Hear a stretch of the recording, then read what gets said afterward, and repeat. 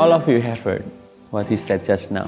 From now on, choose your best place. Chase closeness. So aku encourage kalian semua untuk berlomba-lomba nih. Ibadah kita duduk di depan semua.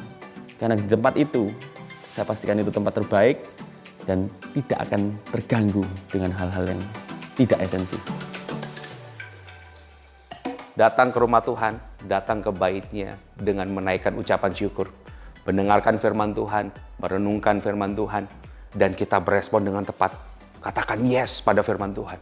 Katakan amin pada firman Tuhan. Karena itu akan mengubahkan kehidupan kita. Firman Tuhan berkuasa dalam kehidupan kita. Jangan kiranya rasa kagum kita hilang pada Tuhan. Biarlah hati kita penuh dengan ucapan syukur.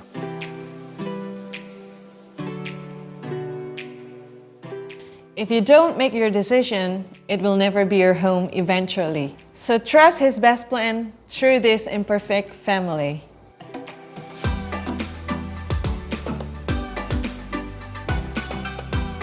Cantik, alami, laku.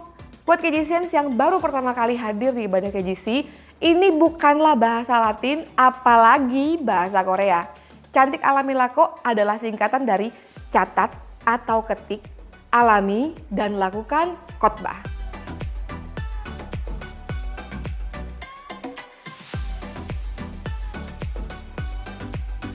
Dengan mencatat atau mengetik khotbah berarti kita tidak mau kehilangan hal yang berharga itu. Kita simpan catatannya dan kita bisa baca kembali di rumah supaya benar-benar kita bisa mengalami firman lewat apa yang kita tulis. My home is KGC. From our heart. To yours, We love you, KJCians. Shalom KJCian, senang sekali bisa ketemu lagi di minggu ke-9, tentu saja di KJC Online Service. Bagaimana kabarnya? Saya tahu kalian rindu, saya pun rindu. Bukan hanya Dylan saja yang rindu sama Milea, tapi KJC semua rindu sama kalian semua untuk berada di tempat ini. Lihatlah sekitar saya, bangku-bangku kosong. Saya percaya beberapa minggu ke depan, saya percaya ini akan kembali terisi penuh. Dan ini tergantung dengan bagaimana kita, ketika kita beribadah di rumah, bagaimana kita bisa jadi berkat juga di luar sana, sekalipun kita stay at home. Karena ini di minggu ke-9, tentu saja saya mau mengucapkan selamat bagi para believer class yang baru saja menyelesaikan kelas terakhirnya. Selamat untuk kalian semua, sekalipun kelasnya harus tertunda, sempat tertunda, tapi kemudian dilanjutkan dengan kelas online, tapi kalian berhasil menyelesaikan sampai garis akhir. Oh, belum ya garis akhir ya. Oke, masih akan ada kelas-kelas yang lain di depan sana, jadi tetap semangat untuk para believer class yang ada. Dan tentu saja hari ini KJCian, saya juga mau mengingatkan bahwa MC online kita tetap diadakan pada hari Rabu. Jadi jangan lupa untuk ajak teman-temannya semua, ajak teman-teman yang belum pernah berkomsel sebelumnya, teman-teman yang dulu banyak alasan untuk datang ke komsel, ayo diajak. Kenapa? Karena komsel-komsel sekarang datang langsung ke rumah kalian semua. Tentu saja kalian bisa langsung online service di sana, MCP-nya. Kalau MCP-nya lupa harinya, ayo diingatkan kembali, ayo kok, MC kok sekarang kok, kayak gitu ya. Semakin giat ber-MC, semakin bertumbuh di MC, karena kita percaya pertumbuhan itu ada dalam komunitas-komunitas kecil. Tuhan juga bekerja di sana karena saya percaya dan saya terlalu percaya dan kami semua terlalu percaya bahwa Tuhan kita tidak pernah terbatas ruang dan waktu. Dan hari ini kita juga akan diberkati secara spesial banget oleh home preacher kita yang akan berkhotbah pada hari ini. Siapa dia? Ya, ini dia MC pastor dari MC Fempro, dan bukan hanya itu, dia juga prayer ministry leader. Benar banget. Masih ingat dengan gesturnya yang biasanya waktu dia wakil ibadah? Yes. Come on. Ya, benar banget. Berce Gampo yang akan melayani kita dan memberikan message Tuhan yang luar biasa pada hari ini. So, siapkan hati dan pikiran kita akan mendengarkan khotbahnya bersama-sama. Tapi sebelumnya tentu saja KJCian, jangan lupa untuk cantik alamilah ko. Untuk siapkan catatannya, kalau HP-nya misal dipakai untuk streaming, pakai catatan biasa, oke? Nggak ada alasan untuk tidak mencatat khotbah. So KJCian, sebelum kita mulai semua, let's pray together. Tuhan yang baik, terima kasih untuk kasih-Mu, terima kasih untuk penyertaan-Mu. Kau Tuhan yang luar biasa dalam kehidupan kami. Kami percaya Engkau Tuhan yang tidak terbatas ruang dan waktu Bapa. Tuhan, hari ini kami berada di masing-masing rumah. Mungkin kami berada bersama dengan adik kami, bersama dengan kakak kami, mungkin dengan papa mama kami. Kami percaya Tuhan, ibadah online ini adalah ibadah untuk-Mu. Ibadah yang kami dedikasikan untuk Raja di atas segala raja yang udah mati bagi kami. Terima kasih untuk kasih-Mu, terima kasih untuk karya-Mu. Terima kasih Tuhan untuk teknologi yang bisa membantu kami. Sekalipun kami berjauhan, tapi kami tetap satu ruangan dalam hadirat Tuhan. Terima kasih Bapak, terima kasih. Ini doa kami Tuhan, tubuh jiwa roh kami siap untuk menyembah-Mu, untuk mendengarkan firman-Mu lebih lagi, dan untuk belajar mengenal-Mu lebih dalam. Terima kasih Bapak, reveal yourself, karena kami siap untuk diisi Tuhan. Hanya di dalam nama Tuhan Yesus, semua yang percaya katakan, amin. Selamat beribadah KGCN, God bless you. Sesungguhnya mata Tuhan tertuju kepada mereka yang takut akan Dia, kepada mereka yang berharap akan kasih setia-Nya, untuk melepaskan jiwa mereka daripada maut dan memelihara hidup mereka pada masa kelaparan. Jiwa kita menanti-nantikan Tuhan, Dialah penolong kita dan perisai kita. Ya, karena Dia hati kita bersuka cita, sebab kepada nama-Nya yang kudus kita percaya. Thank you Lord, thank you Lord. Makasih Tuhan.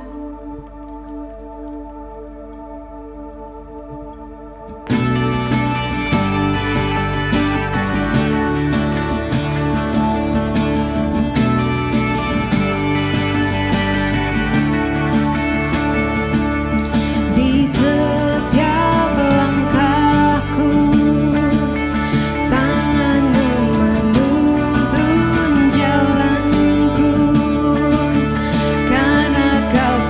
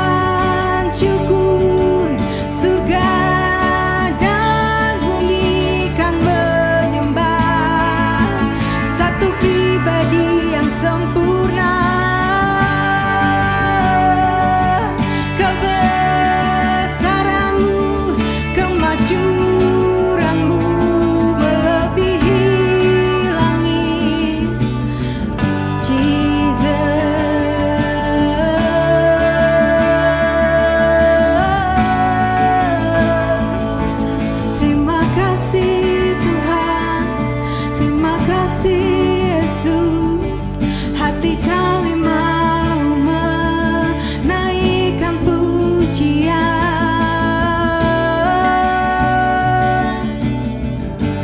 Biar jadi harum-harum pujian kami, sebab namamu besar, sebab namamu mulia, Yesus Tuhan.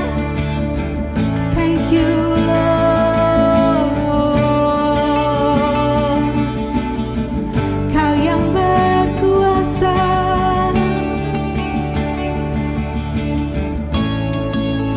Kau yang berkuasa. Surga bumi kan menyembah Yesus, Raja segalanya. Kau yang berdaulat. Surga bumi kan menyembah Yesus, Raja selamanya. Kau yang berkuasa. Surga bumi kan menyembah Yesus, Raja segalanya. Kau yang berdaulat. Surga bumi kan menyembah Yesus, Raja selamanya. Oh, selama ku hidup, apapun musimku, ku percaya kebesaran-Mu, kekuatanku di dalam-Mu. Kuserahkan hidupku, akui kuasa-Mu, ku serukan kebesaran-Mu. Masa depanku terjaga di tangan-Mu. Forever I will sing in Your presence. Forever I will trust in Your name. Your will be done.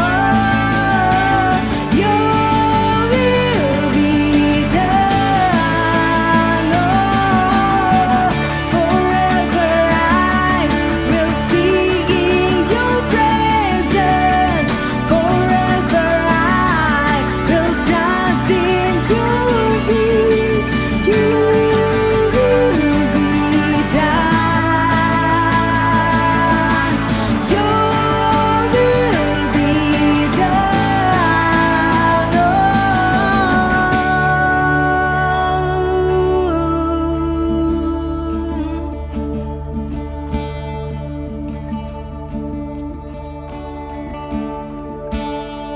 Thank you, Lord. Thank you, Lord. Terima kasih Tuhan. Kau yang berkuasa. Thank you, Lord. Thank you, Lord. Makasih Tuhan buat semua yang telah Kau kerjakan dalam hidup kami, Bapa. Kami mau menaikkan pujian kami, ucapan syukur dan hormat kami buat Raja segala raja, Tuhan. Kami bersyukur Tuhan untuk setiap kesempatan Kau masih berikan kami nafas kehidupan, Tuhan. Kau masih berikan kami berkat, Tuhan. Sukacita, damai sejahtera. Thank you, Lord. Thank you, Lord. Namamu besar, Tuhan. Terima kasih, Tuhan. Hari ini kami mendengarkan kebenaran firman-Mu, Tuhan. Beracara pada setiap hati kami, Tuhan. Sebab firman-Mu tidak pernah terbatas ruang dan waktu, Tuhan. Itu yang selalu kami pegang, Tuhan. Thank you, Lord. Berkati lidah bibir hamba-Mu, Tuhan, yang akan memberikan firman-Mu, yang akan memberitakan kabar yang lebih baik, yang kabar sukacita yang melebihi Tuhan, kabar-kabar yang selama ini kami dengar Tuhan. Kami mau berpegang teguh pada satu nama Tuhan. Thank you Lord. Hanya di dalam nama Tuhan Yesus kami sudah berdoa dan ucap syukur. Haleluya. Amin.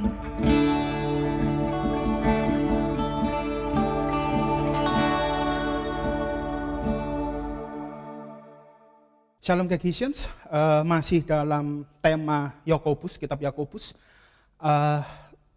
Apa yang diberikan oleh Hizkia kepada saya, itu beresonansi kuat dalam roh saya.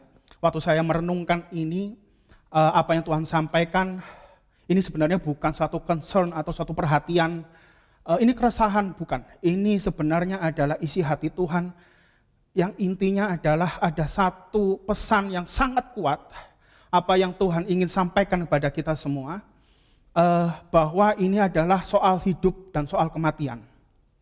Sekali waktu kita, ada Ko Andrew, ada Hizkia, ada Ria, para pengajar DC waktu itu, discipleship class, saya menyampaikan gini, bro, entah gimana caranya, hashtag kita, speak to build, lead hearts, face to face, itu harus tersampaikan kepada semua elemen atau semua lapisan Kekisians. Dari para leaders, ministry leaders, team leaders, semuanya sampai jemaat biasa, kita semua harus mengerti benar apa isi hati Tuhan pada kalian para homepester. Karena kita tahu banyak pembicara di luar sana, banyak orang-orang hebat di luar sana, tapi Tuhan selalu bicara melalui homepester. Apa yang dia sampaikan itu bukan sesuatu yang biasa sebenarnya. Apa yang Tuhan sampaikan kepada mereka itu adalah sesuatu yang begitu penting dan begitu urgent. Apa yang ingin saya sampaikan sebenarnya adalah temanya, garis besarnya, benang merahnya adalah speak to build, dan menyambung juga dengan tema besar kita, Rock Ministry adalah emerging leader, dan juga sebenarnya masih nyambung untuk tema tahun lalu, yaitu new generations. Karena itu gini, sebelum saya menyampaikan konsep-konsep dasarnya, mari kita baca dulu Yakobus 4 ayat 7-12. Saya akan bacakan. Karena itu tunduklah kepada Allah dan lawanlah iblis, maka ia akan lari daripadamu. Mendekatlah kepada Allah dan ia akan mendekat kepadamu. Tahirkanlah tanganmu, hai kamu orang-orang berdosa, dan sucikanlah hatimu, hai kamu yang mendua hati. Sadarilah kemalanganmu. Berduka cita dan merataplah, hendaklah tertawamu kamu ganti dengan ratap dan sukacitamu dengan duka cita. Rendahkanlah dirimu di hadapan Tuhan dan ia akan meninggikan kamu. Saudara-saudaraku, janganlah kamu saling memfitnah. Barang siapa memfitnah saudaranya atau menghakiminya, ia mencela hukum dan menghakiminya. Dan jika engkau menghakimi hukum, maka engkau bukanlah penurut hukum, tetapi hakimnya. Hanya ada satu pembuat hukum dan hakim, yaitu dia yang berkuasa menyelamatkan dan membinasakan. Tapi siapakah engkau sehingga engkau mau menghakimi sesamamu manusia? Ini saya akan, pada waktu saya mengeksegesa tema ini, ada satu hal yang begitu kuat dalam hati saya adalah seperti ini. Kita melawan iblis dan mendekat kepada Allah. Berarti ada dua kubu. Kita di pihak Allah atau kita di pihak iblis. Masalahnya adalah seringkali kita gagal untuk mengerti kita ada di pihak mana. Banyak orang gagal untuk mengerti isi hatinya itu yang seperti apa. Allah maunya seperti apa. Jangan-jangan kita ini berada di pihaknya iblis. Perkataan seperti tahirkan, sucikan, berdukalah, merataplah, menangislah, ganti tawa dengan ratap. Perkataan-perkataan itu sebenarnya gini, kita harus memilih kepada Allah. Kalau kita nggak dapat Allah, kita akan kehilangan semuanya. Intinya gini, apa tujuan kita hidup kalau kita nggak dapat Allah? Intinya tuh ada di sana. Waktu kita tidak memilih Allah, artinya kita sedang melawan Allah. Kalau kamu nggak mengumpulkan, kamu sedang menceraikan, kata Allah. Kalau kamu nggak ada di pihak Allah, berarti kamu sedang menjadi seterunya Allah. Persahabatan dengan dunia, artinya gini, persahabatan dengan dunia, Alkitab berkata kamu adalah seteru Allah. Bukan berarti kita tidak boleh bercengkrama atau mempunyai teman dari dunia atau siapapun. Tapi intinya adalah ada sesuatu masalah tentang dunia dan Allah. Oke, ini saya akan mulai masuk, ini isi hati Tuhan. Isi hati Tuhan selalu bicara tentang kehendak Bapa. Isi hati Tuhan selalu bicara tentang kehendak Tuhan. Kita tahu bahasa dalam doa Bapa kami cuma ada 2 subjek, yaitu tentang engkau dan kami. Tuhan Yesus mengajarkan doa Bapa kami adalah Bapa kami yang di surga, dikuduskanlah namamu, datanglah kerajaanmu, jadilah kehendakmu di bumi seperti di surga. Artinya gini, kehendak Tuhan adalah kita ini berkata tentang kami dan engkau Tuhan. Bahasa iblis selalu bicara tentang aku. Kejatuhan Lucifer pertama kali adalah waktu dia berkata gini, aku ingin menyamai yang maha tinggi. Aku ingin serupa dengan Allah, aku ingin menyamai yang maha tinggi. Dalam pemikiran saya adalah seperti ini. Lucifer tidak sedang mabuk waktu dia bilang itu. Dia mungkin tidak dengan para bidadari di surga. Dia mabuk, dia minum-minum, dia teler dan dia bilang, aku ingin menyamai yang maha tinggi. No. Apa yang saya terima justru pada waktu dia dalam satu posisi menyembah Tuhan. Pada waktu high worship, pada waktu Allah ditinggikan. Hati Lucifer berkata, aku ingin seperti Allah, aku ingin disembah. Buktinya di mana? Pada waktu iblis mencobai manusia, dia berkata, kamu makan buah ini, kamu akan seperti Allah. Iblis tidak mungkin menggoda kalau itu bukan dari apa yang dia tergoda terlebih dahulu. Di perjanjian baru, iblis untuk pertama kalinya dalam sejarah punya kesempatan face to face dengan Allah secara daging. Dan perkataan yang pertama yang dia katakan adalah, sembah aku, semua aku kasih. Kejatuhannya dia lemparkan kepada Kristus. Sembah aku, dia ingin disembah. Sedangkan bahasa Alkitab selalu bicara tentang kita dan kehendakmu Tuhan. Ini masalahnya di sini. Beberapa minggu lalu, 2 minggu lalu, Pastor Ria udah sharing tentang hikmat yang dari atas lawan hikmat yang dari dunia. Beberapa orang mempertanya sama saya gini, kenapa ya orang-orang Farisi, orang Saduki, ahli-ahli Taurat, ahli-ahli kitab itu mereka tersesat? Loh, saya itu bilang gini sama mereka. Mereka itu adalah orang paling benar di muka bumi. Mereka tidak tersesat, mereka 100%, ya mungkin hampir 100%. Mereka 100% sempurna melakukan hukum Tuhan. Mereka nggak ada cacat celah melakukan hukum Tuhan. Tapi kenapa Tuhan berkata, hai engkau keturunan ular beludak?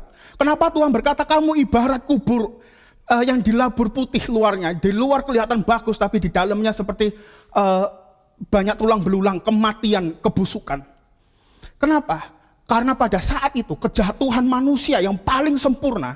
Alasan kenapa Tuhan Yesus lahir di saat itu, karena pada saat itu puncak kejatuhan manusia adalah waktu dia berkata gini, aku yang benar, kamu yang salah. Buktinya di mana? Mereka itu ahli Taurat, mereka itu orang Saduki. Saduki itu kalau dirunut dari katanya itu dari Imam Sadok. Jadi akhirnya dari Saduki. Sadok itu ada orang yang berkata, aku mau mengembalikan firman Tuhan kepada porsinya. Orang-orang Farisi itu adalah orang-orang yang memegang teguh tanah. Tanah itu Taurat, Nevim, Ketuvim, tulisan-tulisan para nabi. Mereka berusaha memurnikan kembali.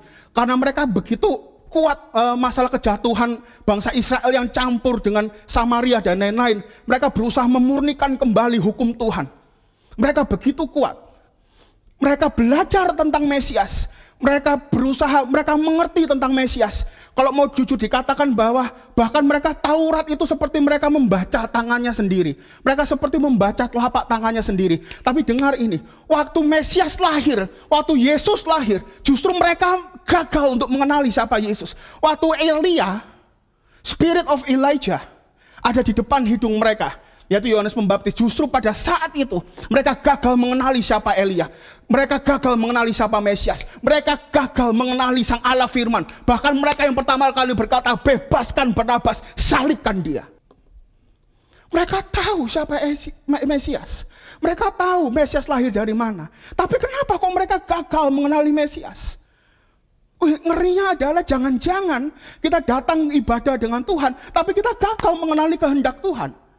Karena ada something wrong with our hearts. Yaitu apa? Kesombongan. Yaitu ketinggian hati. Waktu kita berkata gini, aku lebih benar. Bayangkan mereka menyalibkan sang Mesias. Mereka menyalibkan sang firman. Sang Allah firman mereka salibkan. Come on. Yesus.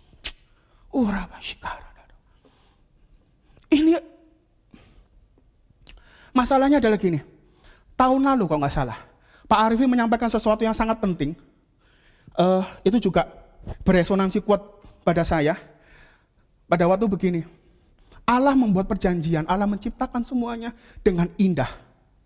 Allah membuat perjanjian dengan manusia. Allah memberikan janji-janji yang luar biasa kepada manusia. Tapi waktu Tuhan mengikatkan dirinya kepada manusia, manusia merusak itu semua.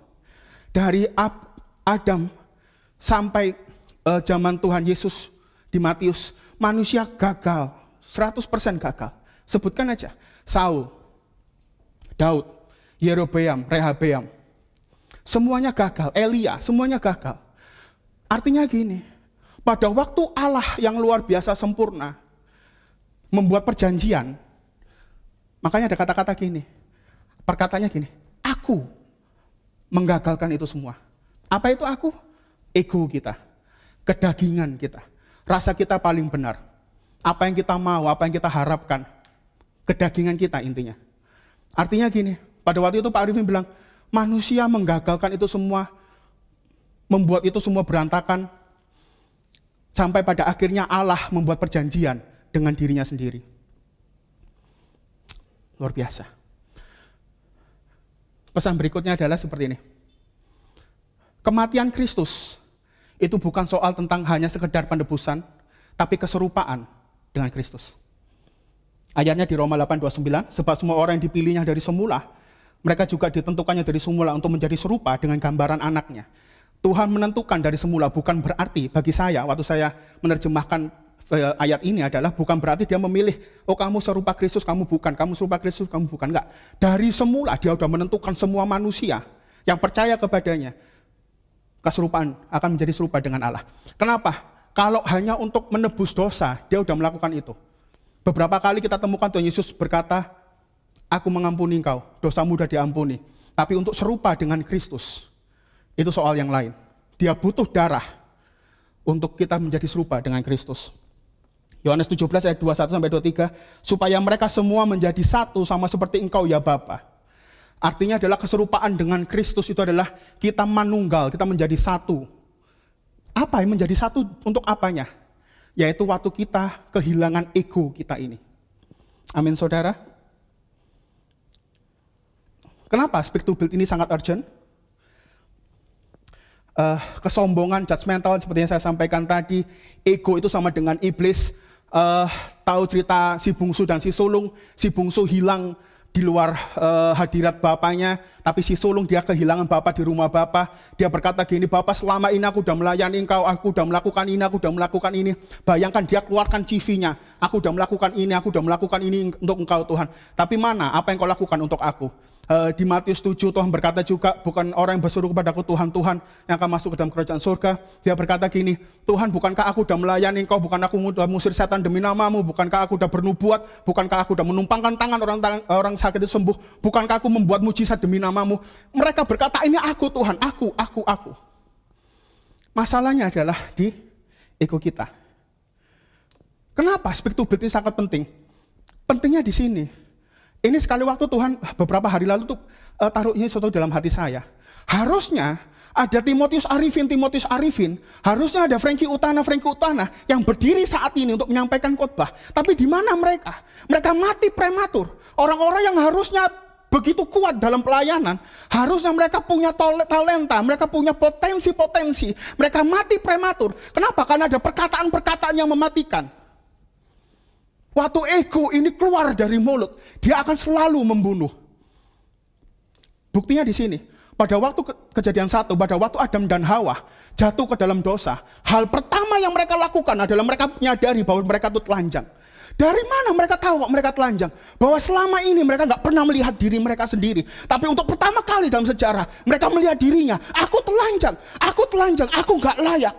Pada saat itu, setelah dosa sama dengan ego masuk. Setelah ego, hanya butuh satu generasi. Kain membunuh Habel. Ada pembunuhan. Masalahnya adalah setelah dosa, ego masuk. Setelah ego masuk, ada namanya pembunuhan. Yesus. Itu kenapa speak to build itu harus ada di antara kita. Kenapa? Kalau kita nggak speak to build, artinya kita sedang membunuh orang dengan perkataan kita. Yang lebih parah lagi adalah bukan hanya sekedar kita membunuh orang dengan perkataan kita, tapi kita membunuh diri kita dengan perkataan kita sendiri. Kita nggak membangun diri kita nggak build diri kita. Kita membunuh apa yang Tuhan taruh, talenta, potensi, apapun yang Tuhan taruh dalam hidup kita. Berapa banyak perkataan-perkataan yang menghina, perkataan-perkataan yang mengkutuk, perkataan-perkataan yang menjatuhkan. Terlalu banyak saya lihat anak-anak muda. Saya melihat mereka lahir dalam rahim yang sama. Saya kenal orang ini. Mereka lahir dari rahim yang sama. Mereka menghadapi masalah yang sama. Mereka ada di dalam satu lingkungan yang sama. Tapi respon mereka berbeda. Yang satu menjadi direktur yang luar biasa. Yang satu sampai akhir hayatnya masih menjadi orang gila. Dan gak jadi apa-apa. Bayangin potensi yang luar biasa. Itu seperti Kain membunuh Habel. Karena Kain berkata gini, aku yang layak, kamu gak layak. Dia bunuh itu. Ini adalah iblis. Bahayanya seperti ini. Please come. Renungkan ini. Itu kenapa kita perlu komunitas yang sehat. Kita perlu CC rohani, koko rohani, kakak rohani. Kita perlu bapak-bapak rohani yang membangun.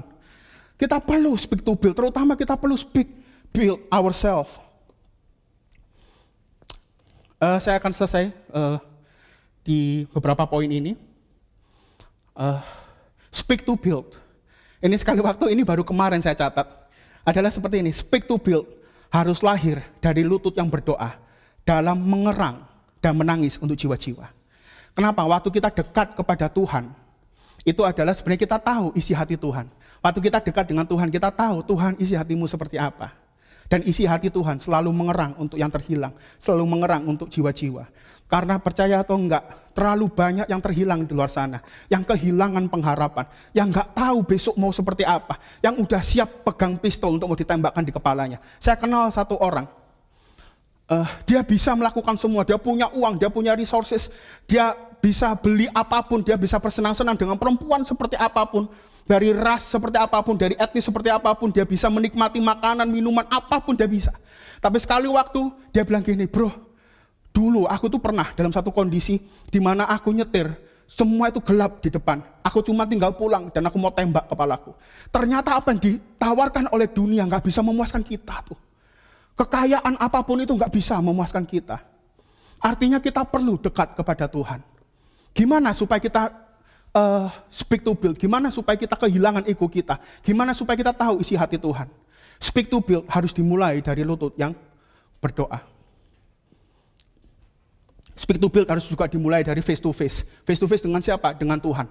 Nggak ada cara lain. Nggak ada cara lain. Seperti intinya gini, seperti hukum kasih. Tuhan nggak pernah menyuruh orang melakukan sesuatu kalau dia tidak pernah lakukan itu sebelumnya. Waktu Tuhan menyuruh kita, kasihilah Tuhan Allahmu dengan segenap hatimu, jiwamu, kekuatanmu, dan akal budimu. Itu karena dia udah mencintai kita dengan kekuatannya, dengan akal budinya, dengan jiwanya. Dia udah lakukan itu untuk kita. Lalu bagaimana? Ini intinya di sini. Bagaimana kita bisa tetap ada dalam hadirat Tuhan? Intinya adalah kita harus tahu bahwa sebelum Tuhan Yesus mati di kayu salib, sebelum dia melakukan semua mujizat, sebelum dia berkhotbah luar biasa di Matius 5, 6 ayat 7, sampai pasal 7, sebelum dia dicobai oleh iblis dan dia menang di pasal 4, ada satu momen di mana itu sebenarnya adalah inti dari Injil, yaitu pada waktu Tuhan Yesus dibaptis, ada perkataan seperti ini adalah anak yang kukasih, kepadanya aku berkenan. Sadari ini Christians bahwa perkenanan Tuhan atas kita itu terjadi bukan apa yang kita perbuat, bukan apa yang kita lakukan untuk dia, tapi dia udah berkenan dulu. Apapun yang terjadi dalam kehidupanmu, mungkin kamu berpikir, kok aku ini rusak? Bro, aku ini nggak tahu masa depanku seperti apa. Asal kamu nggak kehilangan konsep bahwa Tuhan berkenan sama kamu. Tuhan sudah mencintai kamu apa adanya. Asal kamu gak kehilangan ini. Tuhan berkenan sama kita. Mengerti ini dulu. Tapi selain perkenanan Tuhan, ada satu hal lagi yang lain adalah ketaatan. Tuhan Yesus 30 tahun dia taat, tidak melakukan apapun.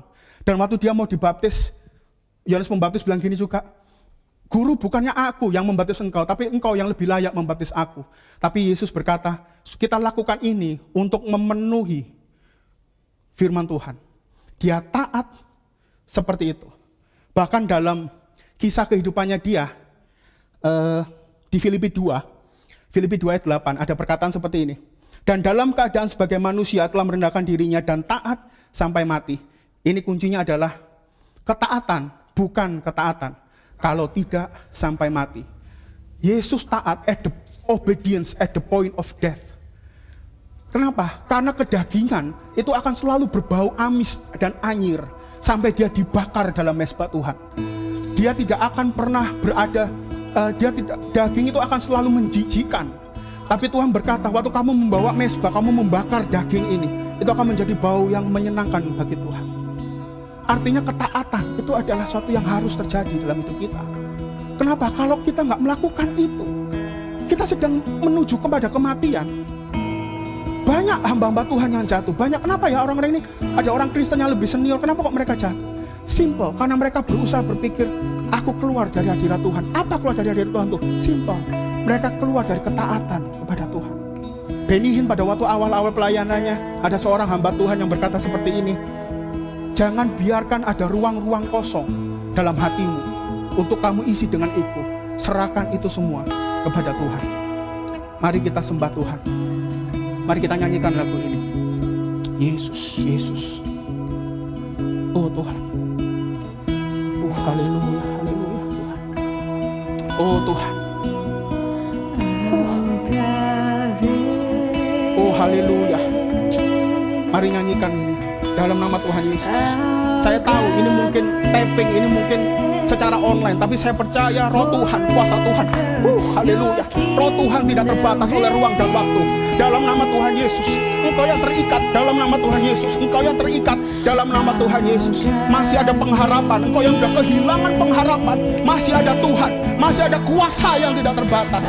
Hanya izinkan dia berkuasa, hanya izinkan dia berkuasa dalam kehidupanmu. Nyanyikan lagu ini, biarkan dia berkuasa. Katakan ini, Tuhan, engkau berkuasa dari caraku berpikir, engkau berkuasa dari hatiku Tuhan, engkau berkuasa dalam kehidupanku, engkau berkuasa dalam pelayananku Tuhan, engkau berkuasa dari caraku berkata Tuhan, engkau berkuasa dari caraku melihat dan mendengar Tuhan, engkau berkuasa dalam setiap aspek kehidupan kami. Ada satu kuasa yang tidak terbatas. Waktu dia berkuasa, waktu dia bertahta dalam kehidupanmu, ada kuasa yang tidak terbatas. There is something, ada mujizat, masih ada mujizat, masih ada kuasa dalam nama Tuhan Yesus. Engkau yang terikat dalam nama Tuhan Yesus, terlepas dalam nama Tuhan Yesus. Waktu kau izinkan dia berkuasa dari caramu berpikir, engkau akan terlepas dari kekhawatiran, engkau akan terlepas dari ketakutan. Di dalam nama Tuhan Yesus, angkat suaramu musicians, angkat suaramu, sembah dia dalam nama Tuhan Yesus. Oh Rabba Shikara, Tuhan Yesus, angkat Yesus, angkat Yesus, engkau yang berkuasa Tuhan.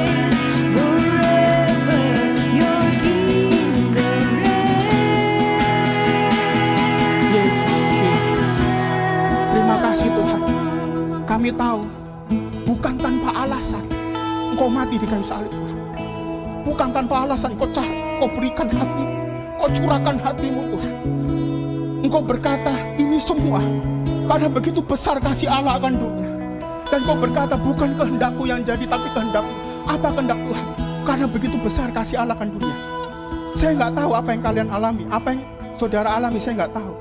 Asal kamu tahu betapa dalam cinta Tuhan sama kita, kamu gak akan kehilangan satupun. Serahkan semuanya ke Christians. Hanya itu yang bisa saya sampaikan. Tuhan selalu berkata, Berce sampaikan kepada mereka betapa dalam cintaku sama mereka, betapa dalam cinta Tuhan. Selama kita gak menyadari betapa dalam cinta Tuhan, kita sedang kehilangan semuanya.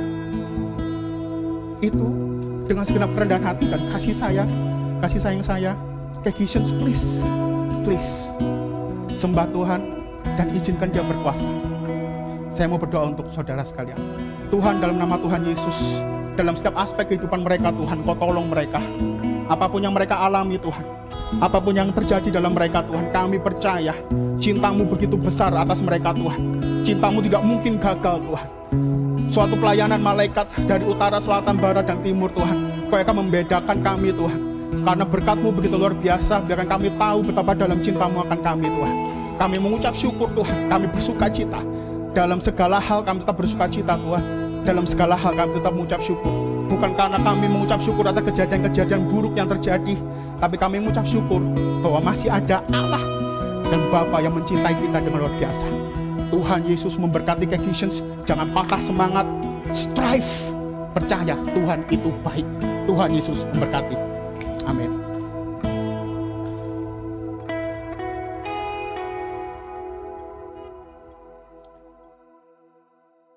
Terima kasih sudah join bersama dengan KGC Online Service pada hari ini. Satu kehormatan bagi kami, kita bisa beribadah dan juga bisa menyembah Tuhan bersama-sama dengan kalian semua di tengah kondisi yang seperti ini. KGCian, saya percaya kalian sudah diberkati dengan firman Tuhan yang luar biasa. Satu hal saja yang ingin saya sampaikan kepada kita semua, kita tidak akan mungkin bisa speak to build tanpa kita terlebih dahulu dibangun oleh Kristus. Dan pastikan kita ketemu dengan Kristus hari ini. So KGCian, bagi Anda juga yang tergerak untuk memberikan persembahan, akan ada informasi tentang persembahan di akhir ibadah. Tapi sebelumnya jangan lupa untuk subscribe channel kami di YouTube di KGC Surabaya dan follow Instagram kami di KGC Surabaya. So KGCian, next week preacher kita akan dilayani oleh home preacher kita, Peter Tikohalu. Yes, siapa yang udah rindu? Banyak tuh. Ya, oke. Kita akan ketemu lagi next week, tentu saja di channel yang sama, Rock Surabaya Creative Media. Jangan lupa untuk selalu stay tune di hari Minggu untuk KGC Surabaya. Jam berapa? Jam 4 sore. So KGC, and see you again next week, and God bless you.